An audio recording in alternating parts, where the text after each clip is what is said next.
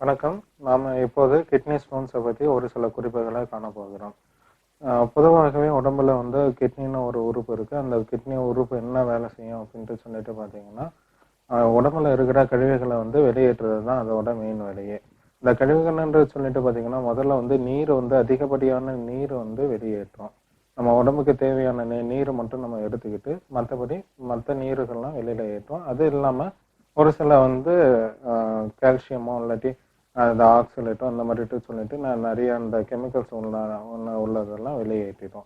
அது மட்டும் இல்லாமல் நம்ம உடம்புல வந்து எடுக்கிற ஒவ்வொரு உணவும் சரி, ஒவ்வொரு வந்து தண்ணியும் சரி அருகிறப்ப, இல்லாட்டி சாஃப்ட் ட்ரிங்க்ஸ் இந்த மாதிரி கூல் ட்ரிங்க்ஸ் இதெல்லாம் எடுக்கிறப்பையும் நம்மக்கிட்ட தேவையான அந்த எலிமெண்ட்ஸை மட்டும் நம்மக்கிட்ட எடுத்துக்கிட்டு மற்ற எல்லாத்தையுமே வெளியேற்றுறது தான் இந்த கிட்னியோட மெயின் வேலையே.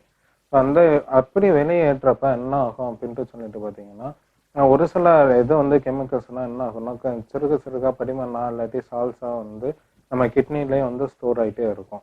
அது ஏன் ஸ்டோர் ஆகுதுன்னா சில நேரத்தில் அங்கே அடைப்பு இருக்கிறதுனால இருக்கலாம், இல்லாட்டி அது வந்து வெளியேற முடியாமல் அது இருக்கிறதுனால அந்த வந்து சிறுக சிறுகா சேர்ந்து அது கடைசியில் வந்து ஒரு பெரிய கல்லாட்டம் வரும். இந்த கல்லோட சைஸ் வந்து கொஞ்சம் டிஃப்ரெண்ட்டாக இருக்கும், ஒவ்வொருத்தவங்களுக்கும் ஒவ்வொரு இது.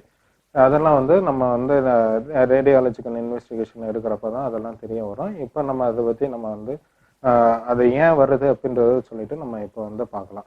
இதோட டைப்ஸும் நம்ம வந்து பார்க்கலாம். இதோட டைப்ஸ்னு சொல்லிட்டு பார்த்தீங்கன்னா மொத்தம் 4 வகை இருக்குங்க.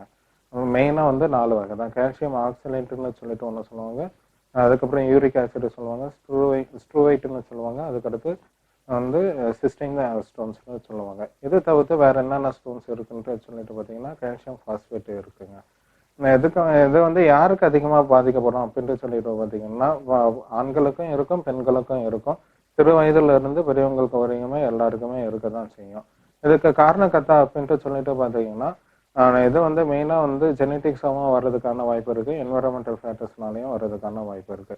பட் அதிகப்படியாக யாருக்கும் வரும் இந்த ரிஸ்க் ஃபேக்டர்ஸ்ன்ட்டு சொல்லிட்டு சொல்லுவாங்க. அந்த ரிஸ்க் ஃபேக்டர்ஸ்னா என்னென்ன அப்படின்ட்டு சொல்லிட்டு பார்த்தீங்கன்னா, இந்த கால்சியம் சப்ளிமெண்ட்ஸ் எடுக்கிறவங்க. இந்த கால்சியம் சப்ளிமெண்ட்ஸ் வந்து மோஸ்ட்லி வந்து ஹைப்பர் தைராய்டிசம் எடுக்கிறவங்களுக்கு தான் அந்த கால்சியம் சப்ளிமெண்ட்டு வந்து அதிகமாக தேவைப்படும். அதுக்கடுத்து கவுட்டு வந்து சொல்லுவாங்க. கவுட்டுன்னு ஒரு நோய் இருக்குது. அந்த கவுட்டு மூலிமா இவங்களுக்கு வந்து அந்த யூரிக் ஆசிட் வந்து எலிவேட்டடாக இருக்கும். ஸோ அந்த யூரிக் ஆசிட் வந்து எலிவேட்டடாக இருந்தனால அவங்களுக்கு வந்து அந்த யூரினில் வந்து அந்த கிட்னி ஸ்டோன்ஸ் வர்றதுக்கான வாய்ப்பு இருக்குது.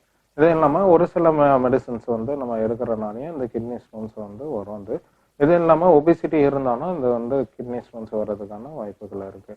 ஸோ அதுக்கப்புறம் வந்து இந்த யூரின்லாம் வந்து நிறைய பேர் வந்து போகாமல் நான் ரொம்ப நேரம் இருப்பாங்க. எஸ்பெஷலி யாருன்ட்டு சொல்லிட்டு பார்த்தீங்கன்னா இந்த ஐடி ஃபீல்டில் இருக்கிறவங்க, அதுக்கடுத்து ஸ்டூடெண்ட்ஸு, இந்த லைஃப்பில் இருக்கிறவங்க எல்லாரும் என்ன பண்ணுவாங்கன்னா அவங்களோட ஒர்க்கு வந்து முடிக்கணும். இப்போ ஐடி ஃபீல்டில் இருக்கிறவங்கன்னா இந்த ப்ராஜெக்ட் ஒர்க்கு முடிச்சாதான் வெளியில் போகணும் அப்படின்ற மாதிரிட்டு சொல்லிட்டு ஒரு சுச்சுவேஷன் இருக்கும்.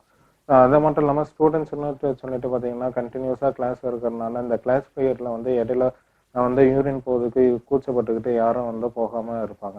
அந்த மாதிரி இருக்கிற பசங்களுக்கும் வந்து இந்த இந்த ரொம்ப அடிக்கடி யூரின் வச்சுட்டு இருக்கனால அவங்களுக்கு இந்த ஸ்டோன்ஸ் வந்து ஃபார்ம் ஆகிறதுக்கு வாய்ப்பு இருக்குது.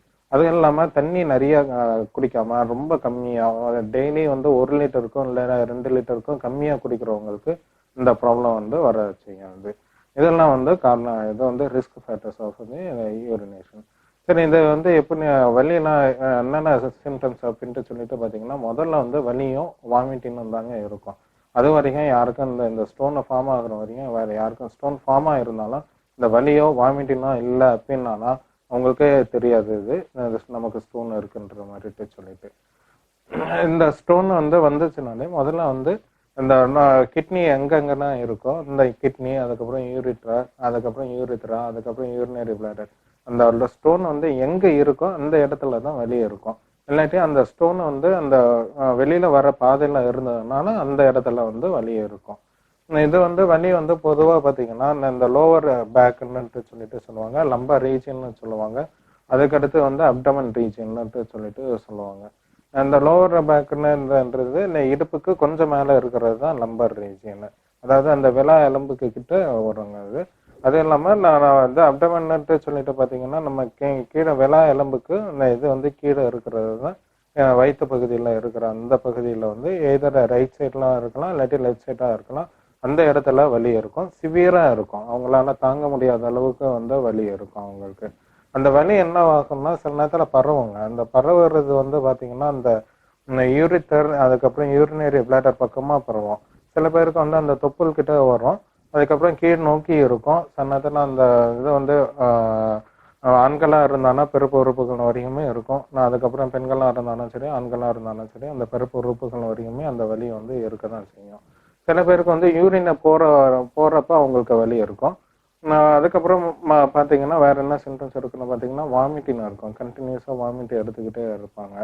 அதுக்கப்புறம் வேற என்ன சிம்டம்ஸ் இருக்குன்னு பார்த்தீங்கன்னா யூரின் போறப்ப மஞ்சள் கலர்ல போகும், இல்லாட்டி வேற கலர் மாறி போகும் அது. அந்த மாதிரி இருந்தாலும் அவங்களுக்கு வந்து இந்த ஸ்டோன் இருக்கிறதுக்கான வாய்ப்புகள் இருக்கு. அது மட்டும் இல்லாம யூரின் போறப்ப சின்ன பசங்களா இருந்தாலும் அந்த வலி தாங்க முடியாம அழுவாங்க அவங்க. ஸோ அந்த மாதிரியும் ஒன்று வந்து இருந்தாலும் நம்ம வந்து இதை கவனிக்கக்கூடிய விஷயங்கள் இது. இது தவிர்த்து வேற என்ன இருக்கணும்னா சில பேருக்கு அந்த யூரிட்டர்லாம் சொல்லிட்டு பார்த்தீங்கன்னா ரொம்ப சின்னதுங்க அந்த உறுப்பு. அதுல வந்து ஒரு கல் வந்து வருது அப்படின்னு சொல்லிட்டு பார்த்தீங்கன்னா அந்த யூரிட்டரை வந்து கிழிச்சிக்கிட்டு வரும். அந்த கிழிச்சிட்டு வரனால அவங்களுக்கு வந்து யூரின் போறப்ப வந்து பிளட்டும் சேர்ந்து கலந்து வரும் அது.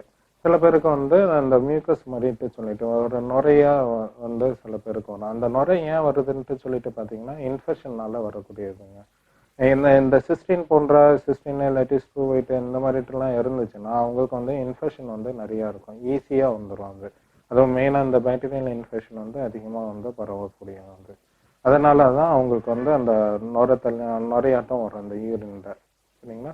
இதில் வந்து வேற என்ன அப்படின்ட்டு சொல்லிட்டு பார்த்தீங்கன்னா இதுலேயே வந்து இந்த கால்சியம் ஆக்சலேட் இதெல்லாம் எப்படி நம்ம கண்டுபிடிக்கலாம் அப்போ இந்த யூரின் போடுறதுல அப்படின்ட்டு சொல்லிட்டு பார்த்தீங்கன்னா இந்த டார்க் இல்லாட்டி black colour or dark brown colour urine இருந்ததுன்னா அது வந்து கால்சியம் ஆக்சலேட்ன்ட்டு சொல்லிட்டு சொல்லுவாங்க. கால்சியம் ஆக்சலேட் இருக்கிறவங்களுக்கு வந்து டார்க் இல்லாட்டி பிளாக் இல்லாட்டி டார்க் ப்ரௌன் கலர்ல இருக்கும் அந்த யூரின்.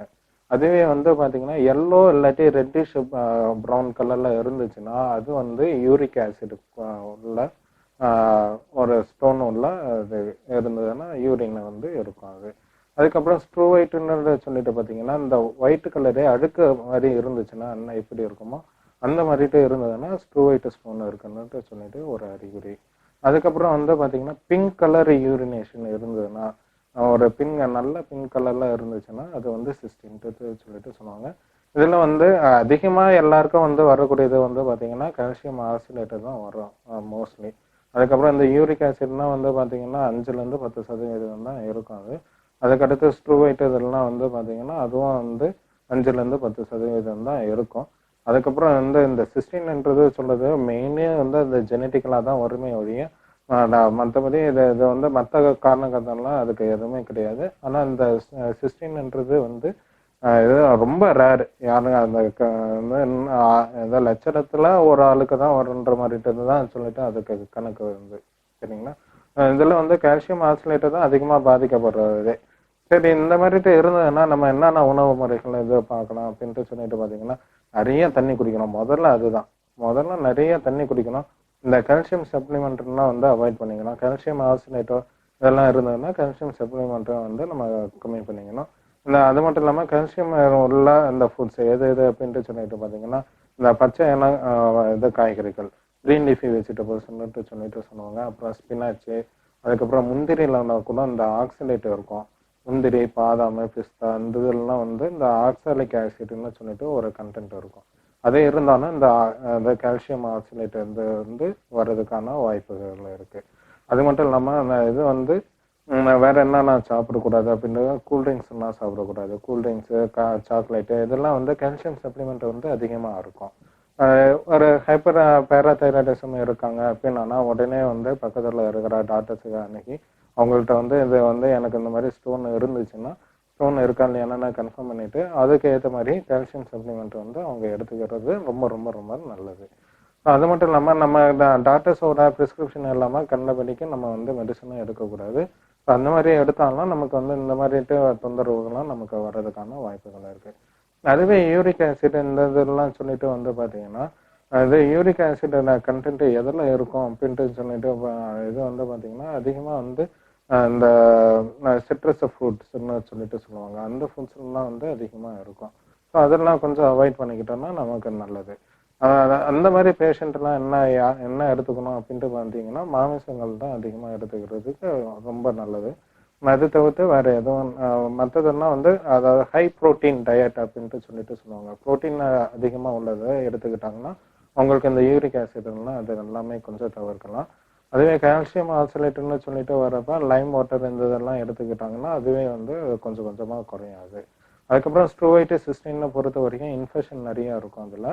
அதனால வந்து அவங்களுக்கு வந்து மெடிகேஷன்ஸ் தான் ப்ராப்பராக போகணும். பட் ஆனால் தண்ணி வந்து நிறைய குடிக்கிறதுல வந்து தப்பே கிடையாது. எவ்வளோக்களவு தண்ணி குடிக்கிறாங்களோ அவ்வளோக்களவு நல்லது. இந்த 4 ஸ்டோன்ஸ்லுமே வந்து பொதுவாக பார்த்தீங்கன்னா வந்துச்சுனாலே ஒரு ஸ்டோன் சொல்லிட்டு இருந்தாலே ஒரு நாளைக்கு வந்து யூரின் வந்து 2 லிட்டர் யூரின் ஆச்சு வெளியில போனாதான் நமக்கு வந்து இந்த வந்து தற்காத்து கொள்ள முடியும். இதை ஒன்ஸ் ஸ்டோன் வந்துச்சுனாலே திருப்பி திருப்பி வர்றதுக்கான வாய்ப்புகளும் அதிகமா இருக்கு. அந்த வாய்ப்புகளை வந்து வர விடாம நம்ம எப்படி நம்ம இதை பாதுகாத்துக்கலாம் அப்படின்ட்டு சொல்லிட்டு பார்த்தீங்கன்னா யூரின் வந்தானா உடனே போயிட்டு யூரின் வந்து வெளியேற்றுறோம். அது மட்டும் இல்லாம அடிக்க வைக்காம இருக்கணும். முதல்ல அடிக்கிட்டு இருக்கணும், இல்லாம இருக்கணும். தண்ணி அதிகமா குடிக்கணும். ஒரு நாளைக்கு குறைஞ்சது 2 லிட்டர் அந்த யூரின் ஆச்சு வெளியில ஏற்றணும். அப்பன்னா எந்த அளவுக்கு தண்ணி குடிக்கணும்ட்டு சொல்லிட்டு பாருங்க. பொதுவாகவே நம்ம உடம்புல வந்து 1-2 லிட்டர் தண்ணி வந்து தேவைப்படும்ட்டு சொல்லிட்டு சொல்லுவாங்க.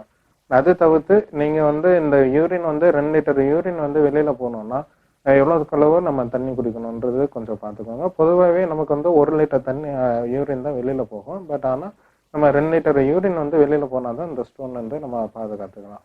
அது மட்டும் இல்லாம நிறைய பேர் வந்து இந்த இப்போ போர் தண்ணியா இருக்கட்டும், இல்லாட்டி வெளியில தண்ணி குடிக்கிறானாலும் சரி, அதில் நிறைய ஒரு சில தண்ணியெல்லாம் வந்து நல்ல உப்பு அதிகமா இருக்கும்.